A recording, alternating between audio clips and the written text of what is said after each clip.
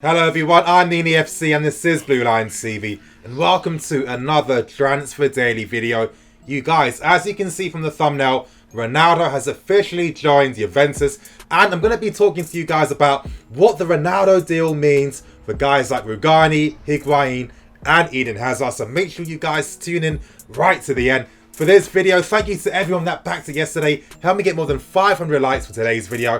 But anyway, not wasting any time, getting straight into the video. Cristiano Ronaldo has officially left Real Madrid to sign for Juventus. It's going to be a shame that I can't see him play in this kit. I love this kit so much. The deal is worth 104 million euros, which is about 88 million pounds. Ronaldo is going to sign a 4-year deal worth 30 million a year. And basically, he's 33 years old now. That means when his contract expires, of course, simple math, he is going to be 37. And the wages he is going to be on is about 30 million a season. And there's no way in hell Juventus could fund that. There's no way in hell Juventus could afford to pay those types of wages. But luckily enough, the Agnelli family, the guys that own the Fiat company, of course, the car company, they're funding Ronaldo's contracts. You guys, Real Madrid officially announced it on their website, praising Ronaldo for the years of services, his fantastic records he's broken as well, all the trophies and accolades that he's won at this moment in time. The Ronaldo contract was finalised in Greece. Patrici, the Juventus director of football, took a flight earlier this afternoon to Greece to finalise the deal. I mean, it does seem pretty surreal. Ronaldo is like synonymous with Real Madrid. Like, you can easily forget his time at Manchester United. Now, reports came out that clubs like United and Paris Saint-Germain were kind of interested, but it wasn't really there. Juventus were the club that wanted him the most. And yeah, after 9 years spent at Real Madrid, Ronaldo has officially signed for Juventus. Now, it does bring up interesting questions, which I'll probably discuss on my other channel, Nini FC, in regards to what this is going to mean for Serie A. As I keep saying, you guys, last season was the first time I watched more Serie A football compared to La Liga. La Liga is like the second league I watch. The teams are getting stronger, the football is getting much better, the games are getting much better as well. And Ronaldo is signing for Juventus at the key turning point for where Serie A football can get right back there at the top. But you guys, that's enough about the Ronaldo deal.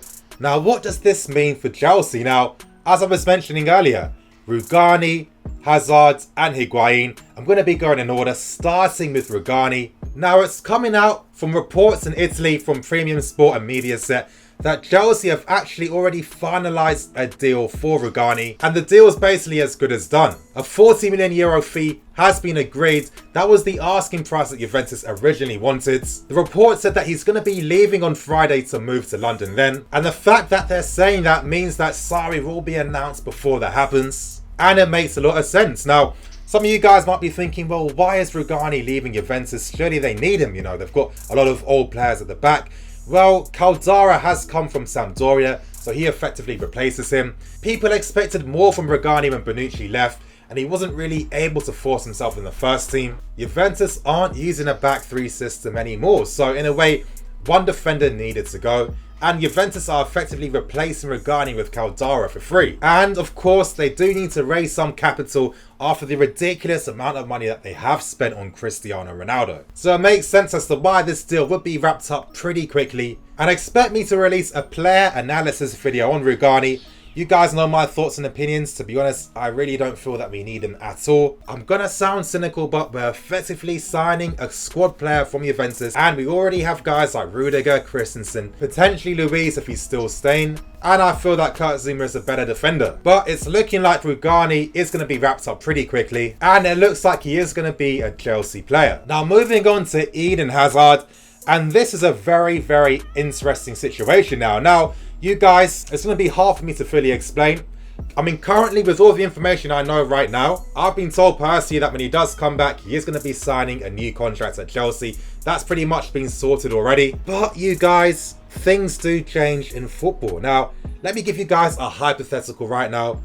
Let's say that Belgium do beat France today. Belgium win the World Cup. Hazard wins best player of the tournament. For me personally, I feel that he has been the best player at the World Cup so far. That could potentially get Real Madrid thinking. Now, let's say hypothetically, one of the main reasons as to why Hazard has always been speaking to Real Madrid, but not really pushing anything with them, has been because Ronaldo does play in his position. But now that he's left to sign for Juventus, that does free up space. Now, of course, Real Madrid do have Isco, Asensio already, so they don't really need anyone on the left-hand sides. But again, let's not forget Real Madrid are Real Madrid. This isn't Arsenal we're talking about. If a better player is available on the market, they're going to sign him. And if Hazard wins the World Cup for Belgium, that could be the Galacticos signing, the only replacement that they could get to replace Ronaldo. Because let's be serious, now that Ronaldo's left, Real Madrid fans are going to be expecting a massive marquee name to replace him. You guys, don't forget, don't start panicking. I'm still talking about a hypothetical situation here. I haven't even started talking about the Neymar interest from Real Madrid.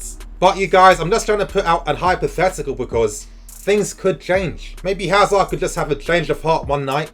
And maybe he's like, well, I've won the World Cup, I've won a pinnacle trophy. Maybe it is time for me to move somewhere new. I have been at Chelsea for a long time. Yes, I know there's going to be a new project happening right now. It's exciting to work under Sarri, but Real Madrid are Real Madrid. Now, a lot of reports were stating that Hazard would be an easier deal than Neymar. But you guys, let's not forget that if Hazard does potentially win the World Cup for Belgium, his market value is going to be disgusting. It's going to be ridiculous. But with the money generated, because again, Ronaldo's going, it looks like Kovacic will be leaving as well. And let's not forget, Madrid are one of the richest clubs in the world. They could probably afford to pay anything for Hazard.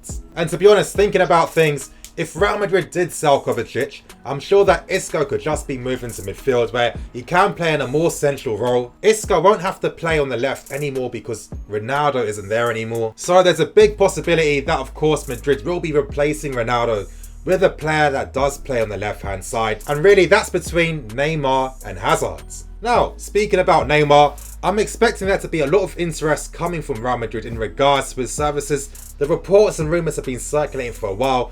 One of the big rumours I was reading about was the fact that one of the main reasons as to why Neymar signed for Paris Saint-Germain was because it would be easier for him to then sign for Real Madrid compared to Madrid trying to sign him from Barcelona.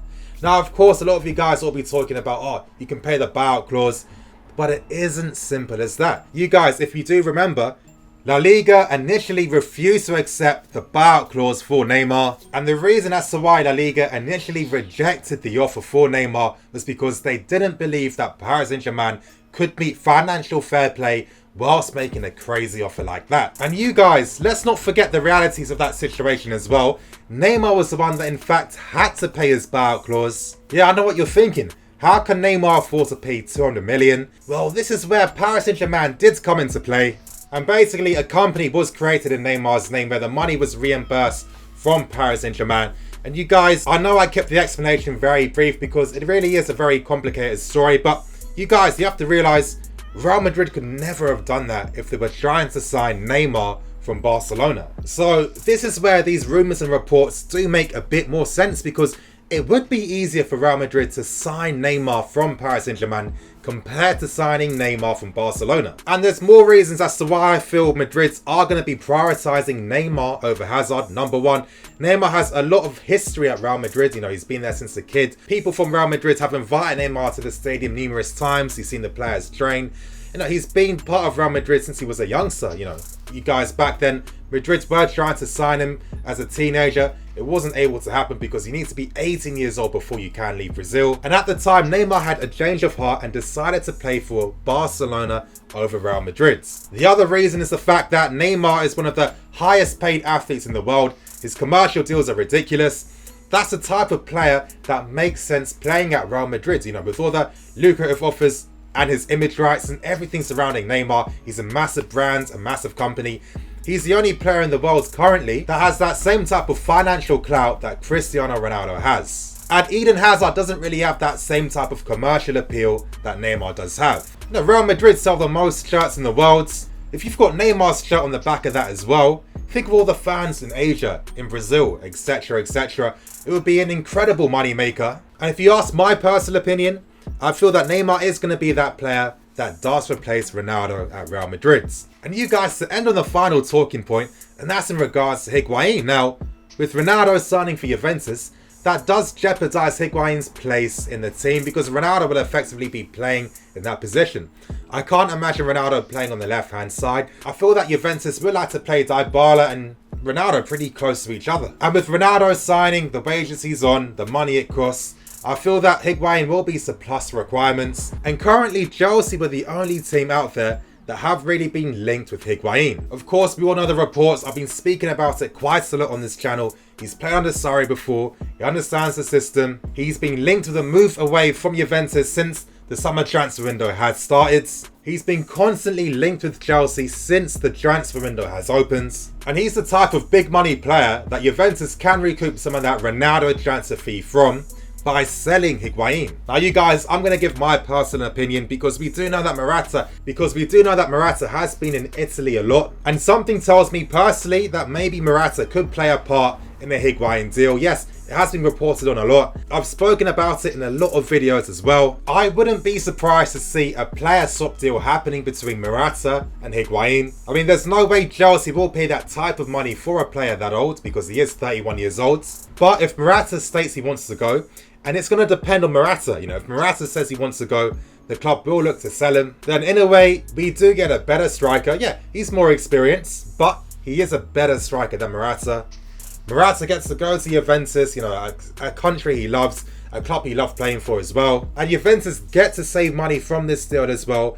And they get rid of Higuaín because Ronaldo will effectively replace him up front. But you guys, that's going to end today's video. Of course, with the transfer window, you get so many sagas, you know, you get these big transfer sagas, these mini transfer sagas. It's so crazy how one big deal can affect so many other big deals. But of course, when a player like Ronaldo leaves Real Madrid to sign for Juventus, expect there to be a rippling effect in the transfer market. Let's not forget, the first time that Ronaldo left Man United to sign for Real Madrid, there was a massive ripple in the transfer market because from then on, the value of players has spent to a ridiculous level. At the time when Madrid spent 80 million for Ronaldo, no player had ever been sold near that amount at all. But anyway, you guys, I'm going to end today's video. Please like, comment and subscribe. Help me get more than 500 likes for today's video. I'm NiniFC, this is Blue Line CV, signing out.